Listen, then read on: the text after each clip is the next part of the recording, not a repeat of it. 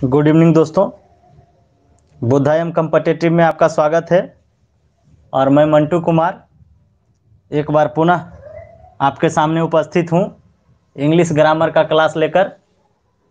और आज हम लोग देखेंगे नाउन एंड द नंबर में रूल नंबर 18 के कुछ विदेशी भाषा के प्लूरल फॉर्म्स जो मैं पहले क्लास में पढ़ाए थे और कुछ छूट गया था उसको देखेंगे और आगे बढ़ेंगे। कुछ ऐसे नाउन का उपयोग किस किस तरह से हो रहा है उसके बारे में तो आगे बढ़ते हैं। और आज जो बचा हुआ विदेशी शब्द था उसका हम लोग प्लूरल फॉर्म देख लेते हैं। तो आप लोग इसको नोट करेंगे। तो अगला जो वर्ड है जो बचा हुआ था उसमें है डायगोनोसिस। तो हम लोग जानते हैं कि डायगोनोसिस का प्लूरल क्या होगा और डायगोनोसिस का मतलब क्या होता है। तो लिखिए DIAGNOSIS। इसका मतलब होता है रोग का निर्णय। और इसका प्लूरल फॉर्म होता है डायगोनोसिस। DIAGONSES डायगोनोसिस। दूसरा लिखेंगे साइनोप्सिस। SYNOPSIS synopsis. इसका मतलब होता है संक्षिप्त वर्णन। संक्षिप्त वर्णन। इसका प्लूरल फॉर्म होता है साइनोप्सिस। SYNOPSIS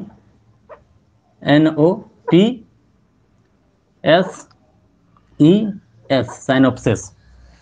तीसरा देखेंगे इलिप्स।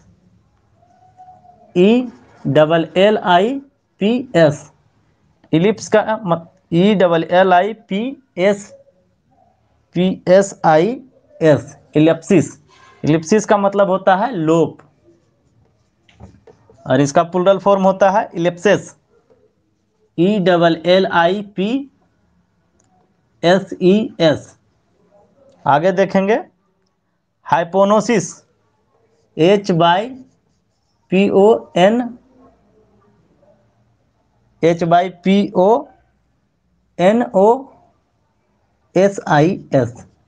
हाइपोनोसिस। इसका मतलब होता है कृत्रिम निद्रा, यानी कि नेचुरली जो नींद आता है हम लोग को वो नहीं, कृत्रिम तरीके से मोह निद्रा, जिसे कहता है ना कि जादू कर दिया तो जो है कि वो मतलब वो निद्रा में चल गया, मोह निद्रा, सम्मोहित करना। तो वही हुआ कृत्रिम निद्रा जिसको कहते हैं मोह निद्रा। मोह निद्रा। तो इसका प्लूरल फॉर्म होता है हाइपोनोसिस। HYPONOSIS हाइपोनोसिस। आगे जानेंगे मैडम। MADAM मैडम का मतलब महोदया या श्रीमती। महोदया या श्रीमती। इसका प्लूरल फॉर्म होता है मेस्डेमेज। MESDAMES। आगे देखेंगे मौसोलियम। मौसोलियम का मतलब होता है मकबरा या समाधि। MAUSOLEUM mausoleum. इसका मतलब होता है मकबरा। मकबरा। और इसका प्लूरल होता है मौसोलियम्स। MAUSOLEUMS। इसका स्क्रीनशॉट ले लें। कुछ और बचा हुआ है उसको लिखा देते हैं और उसके बाद आगे रूल जानेंगे। चलिए, स्क्रीनशॉट ले चुके होंगे आप लोग, आगे बढ़ते हैं।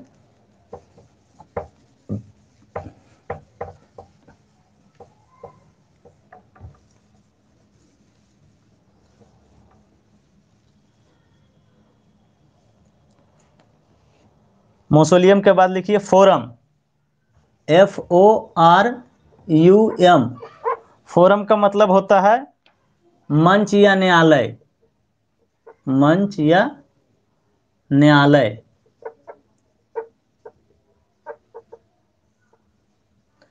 तो इसका प्लूरल होता है फोरम्स, FORMUS,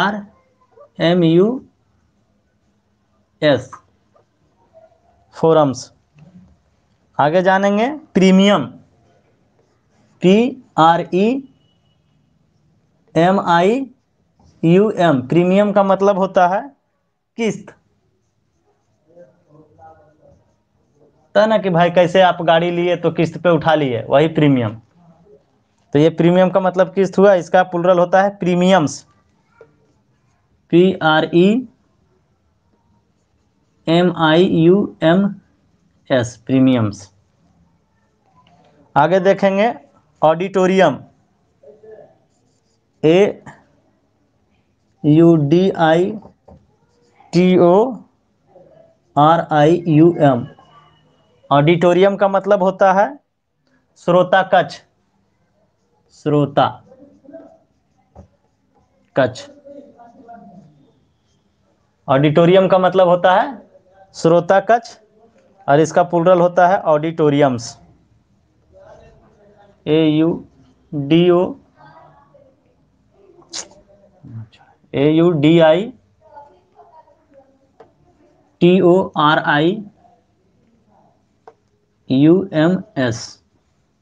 आगे देखेंगे एक्वारियम, AQUARIUM, एक्वारियम। इसका मतलब होता है जल जीवशाला, जल जीवशाला। आप लोग कभी चिड़ियाघर गए होंगे तो चिड़ियाघर में शीशा में पैक जो रहता है मछली का घर, उसको हम लोग एक्वारियम कहते हैं। तो इसका प्लूरल दो फॉर्म से होता है, एक होता है एक्वारियम्स और दूसरा होता है एक्वारिया, AQUARIUMS।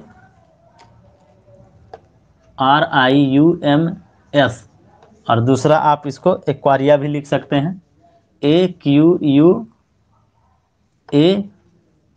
थोड़ा बड़ा कर देते हैं, AQUARIA, एक्वारिया दोनों होता है। आगे देखेंगे यूफोनियम, यूफोनियम,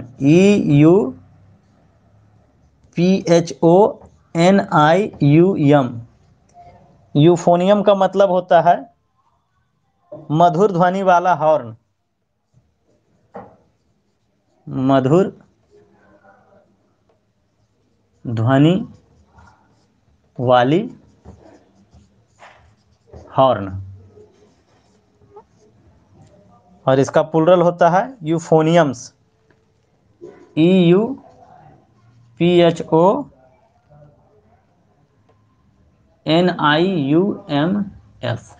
यूफोनियम्स।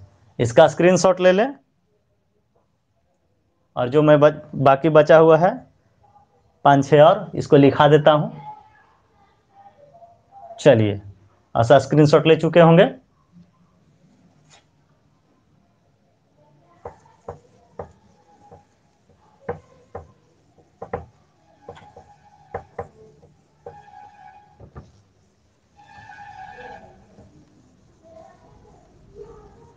अगला देखेंगे स्ट्रैटम, STRATUM।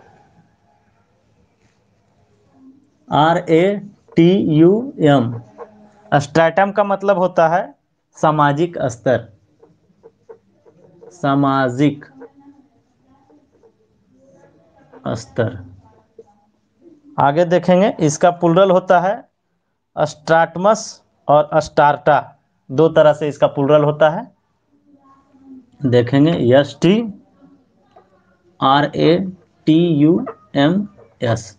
स्टार्टमस, स्टार्टमस और स्टार्टा। STRATA, स्टार्टा। दूसरा देखेंगे रोस्टम, ROSTRUM, रोस्टम। रोस्टम का मतलब होता है भाषण मंच, भाषण मंच। और इसका प्लूरल होता है रोस्टम्स, ROSTRUMS। यहाँ आर साइलेंट है। और दूसरा लिख सकते हैं रोस्टा, ROSTRA, रोस्टा। आगे लिखिए पोडियम, PODIUM। पोडियम का मतलब होता है इमारत के चारों ओर का लगातार चबूतरा। कोई इमारत बनाया, उसके चारों ओर चबूतरा बना दिया, फिर गाछ लगाई या तो उसके चारों ओर चबूतरा बना दिए, तो उसको बोलते हैं पोडियम। यानी कि इमारत के चारों ओर का लगातार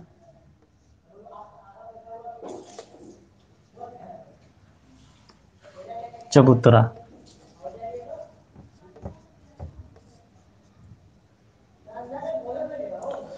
तो इसका होता है दो तरह से, एक होता है पोडियम्स और दूसरा होता है पोडिया। दोनों ही सही है, PODIUMS भी सही है और पोडिया भी सही है, PODIA, पोडिया, दोनों सही है। आगे लिखेंगे मिलेनियम, MILLENNIUM,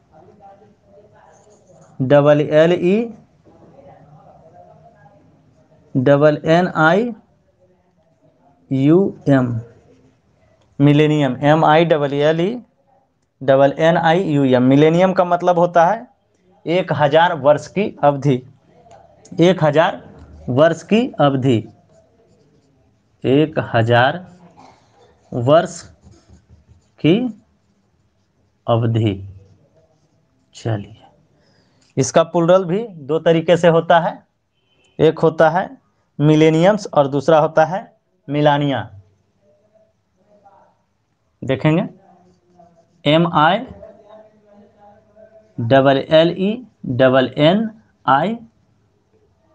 MILLENNIUMS और दूसरा होता है मिलेनिया, MILLENNIA,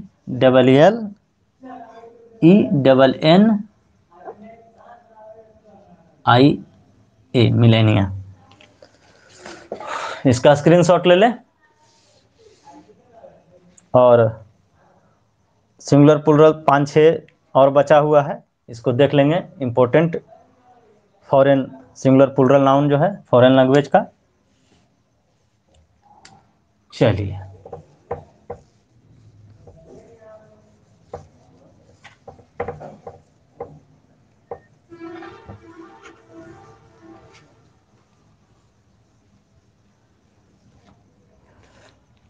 देखिए बुक में जो हम लोग उपयोग करते हैं, न्यूट्रॉन, न्यूट्रॉन, NEUTRON। इसका मतलब तो जानते ही हैं, न्यूट्रॉन का मतलब न्यूट्रॉन ही होता है, न्यूट्रॉन का मतलब न्यूट्रॉन ही होता है। और इसका प्लूरल होता है न्यूटोरन्स, न्यूट्रॉन्स, NEUTRONS। आगे देखेंगे इलेक्ट्रॉन, ELECTRON, इलेक्ट्रॉन। इसका भी मतलब इलेक्ट्रॉन ही होता है, इलेक्ट्रॉन।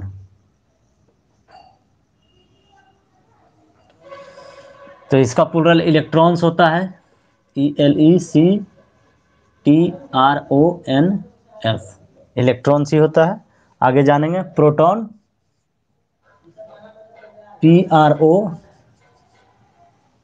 PROTON, प्रोटॉन, इसका मतलब भी प्रोटॉन ही होता है। और इसका प्लूरल प्रोटॉन्स होगा, PROTONS। आगे देखेंगे प्लेटू, प्लेटू का मतलब पठार होता है। प्लेटू, PLATEAU,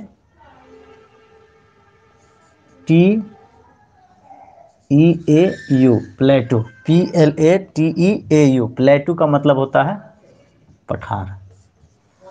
और इसका प्लूरल प्लेटोक्स होता है, PLATEAUX,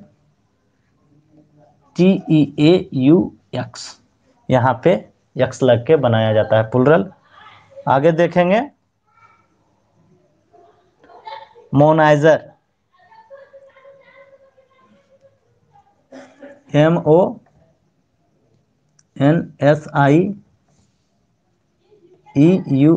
इसका मतलब होता है महाशय। महाशय या फ्रांसीसी दोनों चीज होता है, महाशय। और इसका प्लूरल होता है मेसियर्स, MESSIEURS,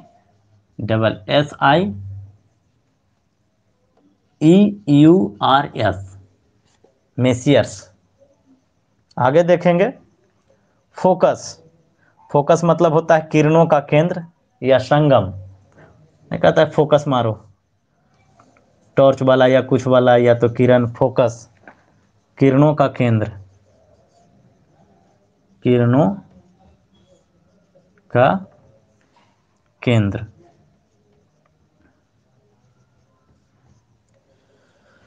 तो इसका दो प्लूरल होता है, एक होता है फोकी, FOCI, और दूसरा होता है फोक्सेस, FOCUSES। दोनों सही है।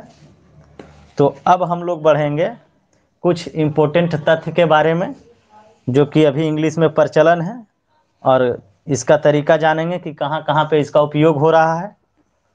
एजेंडा का प्रयोग जानेंगे। एजेंडा का प्रयोग आजकल सिंगुलर और प्लूरल दोनों रूप में हो रहा है। ज़रूरत के मुताबिक इसके साथ सिंगुलर या प्लूरल फॉर्म का प्रयोग होता है। तो जानेंगे कि एजेंडा का कैसे कैसे उपयोग करते हैं। आप इसका स्क्रीनशॉट ले लें।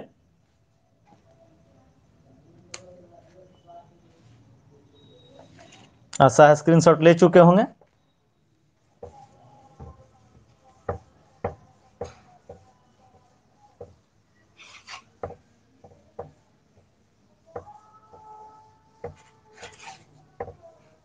चलिए देखते हैं एजेंडा, AGENDA, एजेंडा।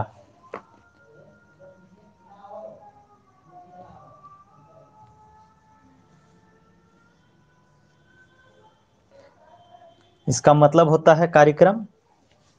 देखिए इसका उपयोग कैसे होता है, यहाँ पे लिखिए the agenda of the meeting was placed before the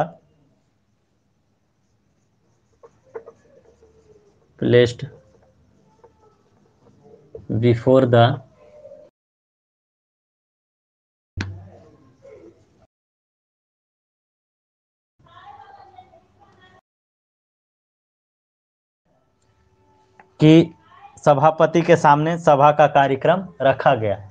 सभापति के सामने सभा का कार्यक्रम रखा गया। तो यहाँ पे देख रहे हैं the agenda of the meeting. तो एजेंडा यहाँ देख रहे हैं कि ये जो है प्लूरल फॉर्म में है।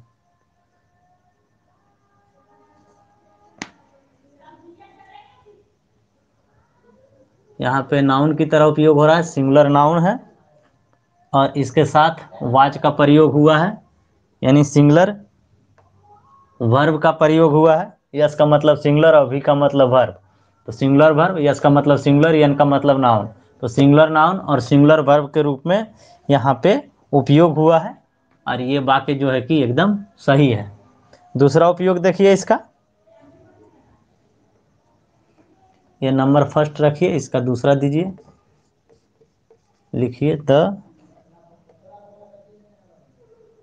एजेंडा। यहाँ पे भी एजेंडा ठीक है, AGENDA। द एजेंडा वर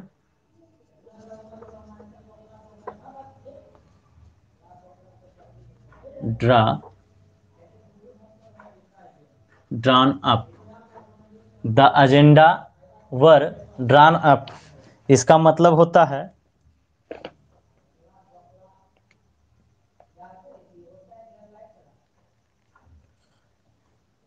यहाँ पे प्लूरल नाउन के रूप में उपयोग हुआ है और यहाँ पे वर लगा है,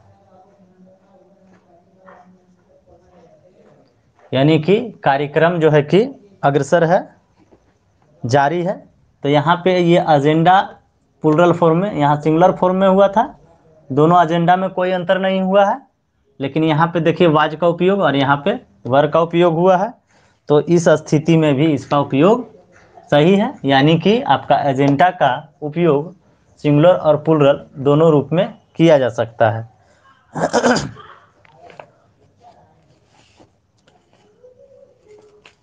आगे देखेंगे, डेटा का प्रयोग आजकल सिंगुलर और प्लूरल दोनों सेंस में होता है। ज़रूरत के मुताबिक सिंगुलर और प्लूरल वर्ब का उपयोग होता है। तो देखेंगे दूसरा जो हम लोग देखेंगे सीखेंगे वो है डेटा, DATA, डेटा। तो इसका भी उपयोग सिंगुलर फॉर्म में और प्लूरल फॉर्म दोनों में होता है। जैसे if our data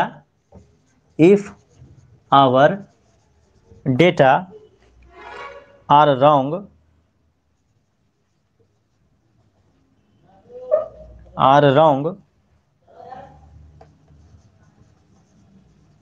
the conclusion CONCLUSION,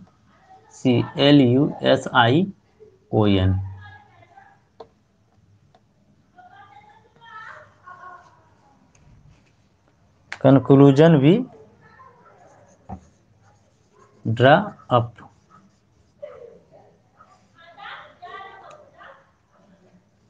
If our data are wrong, the conclusion we draw from them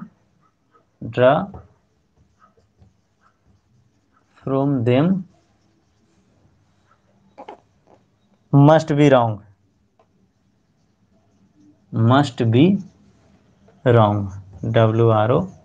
WRONC। तो यहाँ पे ये वाक्य एकदम सही है। कह रहा है यदि जानी हुई बात गलत है तो उनसे निकला हुआ निष्कर्ष भी गलत होगा, इसका मतलब हुआ। तो यहाँ पे देखेंगे डेटा जो है कि यहाँ पे प्लूरल फॉर्म में उपयोग हुआ है, प्लूरल नाउन में, यहाँ नाउन संज्ञा के रूप में, और यहाँ आर प्लूरल वर्ब का उपयोग हुआ है। और ये वाक्य एकदम सही है, डेटा का उपयोग प्लूरल फॉर्म में हो सकता है उपयोग। और आगे देखेंगे इसका singular form.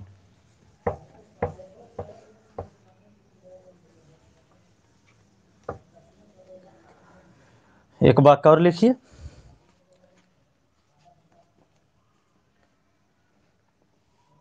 The data is sufficient,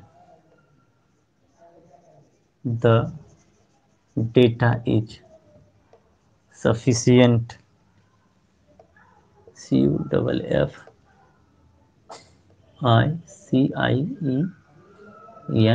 sufficient. तो यहाँ पे देखेंगे कि डाटा पर्याप्त मात्रा में है, इसका मतलब हुआ।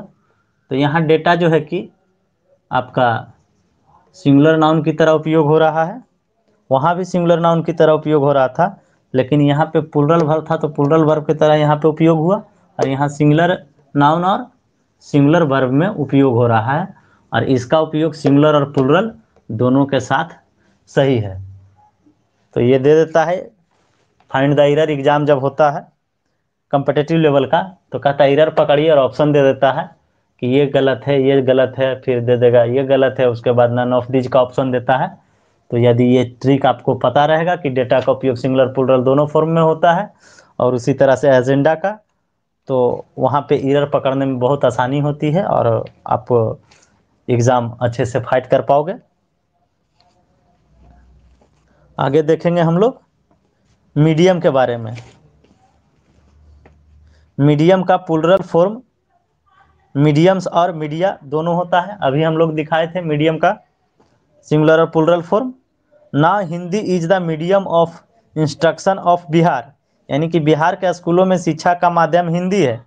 The press and the platform are to mass media by which we can propagate our views. हम अपने विचारों का प्रचार अखबार और सभा दोनों के द्वारा कर सकते हैं। तो देखेंगे कि कैसे कैसे इसका उपयोग होता है।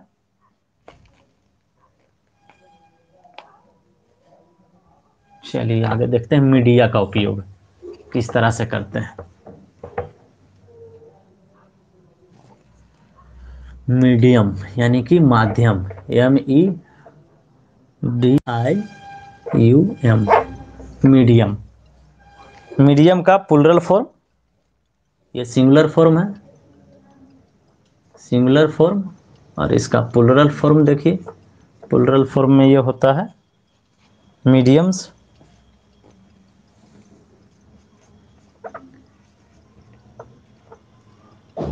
UMS mediums.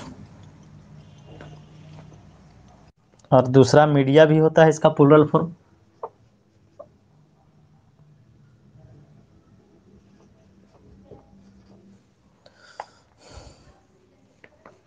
देखिए सेंटेंस में उपयोग। Now Hindi is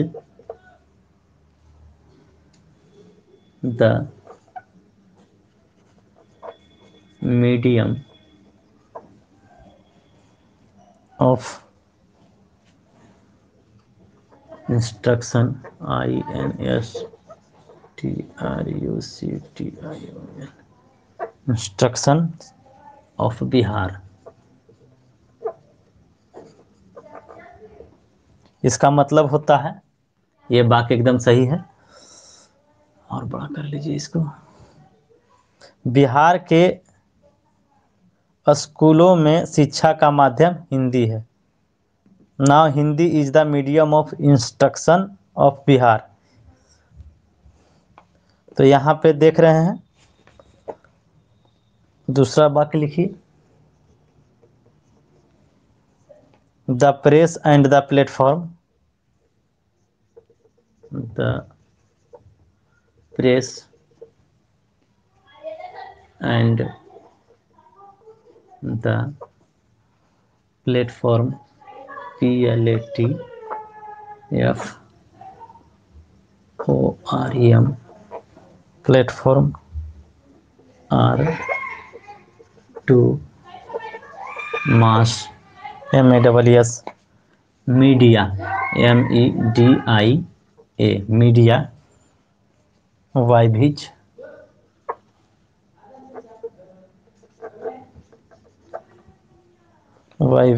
we can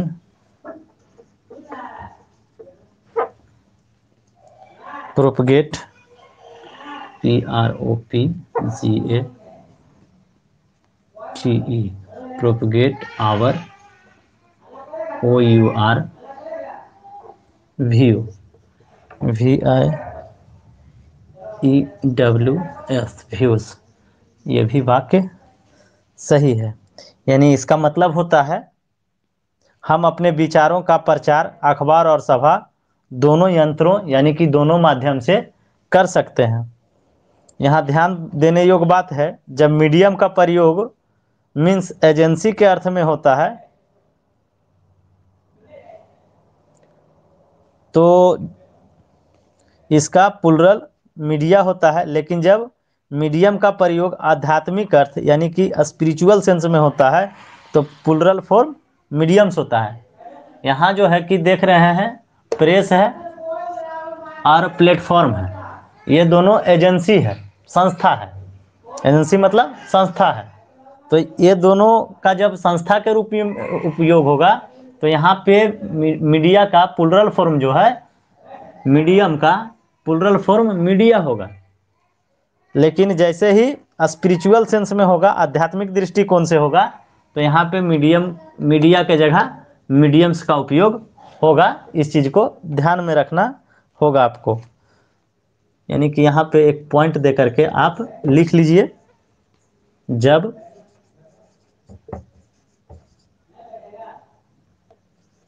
medium का प्रयोग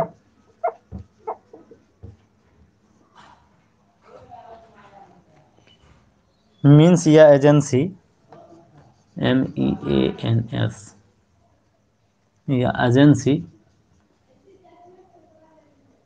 AGENCY एजेंसी के अर्थ में होता है, के अर्थ में होता है, तो इसका प्लूरल PLURAL, इसका प्लूरल मीडिया होता है, MEDIA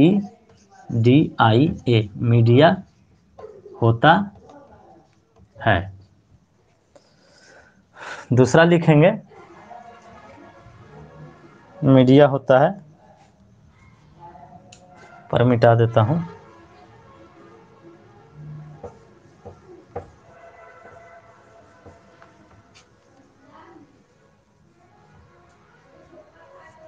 लेकिन जब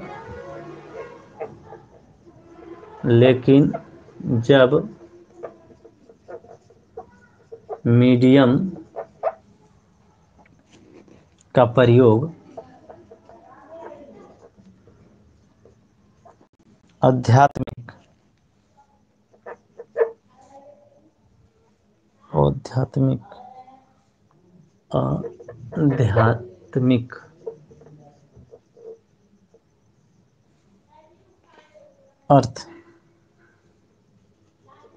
आध्यात्मिक अर्थ यानी कि स्पिरिचुअल,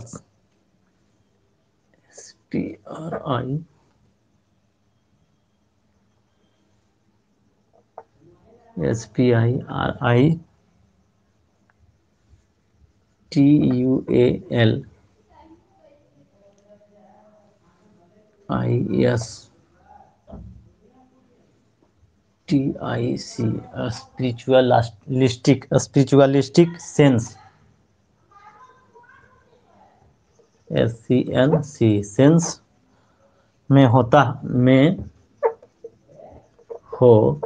तो इसका प्लुरल PLURAL प्लुरल मीडिया ना हो करके मीडियम्स होता है, MEDIUMS मीडियम्स होता है। चलिए, तो इसका स्क्रीनशॉट ले लें और आज हम लोग यहीं तक रहते हैं। आगे दिन पढ़ेंगे कुछ महत्वपूर्ण विदेशी शब्दों का प्रयोग वाक्य में किस तरह से होता है। चलिए, बहुत बहुत धन्यवाद आप लोग को ऑनलाइन बने रहने के लिए। तो मिलते हैं नेक्स्ट डे, तब तक के लिए गुड नाइट।